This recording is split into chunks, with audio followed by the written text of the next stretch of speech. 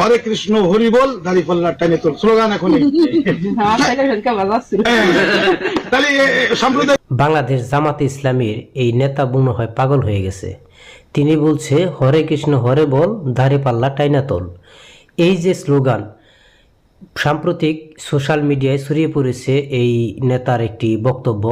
এই বক্তব্য ঘিরে জামাতে ইসলামের বিরুদ্ধে অনেকেই অনেক কিছু বলছে। তারা বলছে যে জামাতে ইসলাম ভোটের মাঠে এখন মনে হয় পাগল হয়ে গেছে, কারণ যিনি এই হরে কৃষ্ণ হরে বল দাঁড়িপাল্লা টাইনা তুল এই স্লোগান বিগত দিনে বাংলাদেশের মানুষ কখনোই শুনে নাই ইতিপূর্বে। এখন বর্তমানে এই ভোটের মাঠে এসে তারা এই ধরনের আবোল তাবোল স্লোগান দিয়ে মানুষকে একটি বিভ্রান্তকর পরিস্থিতির মধ্যে ফালিয়ে দিয়েছে।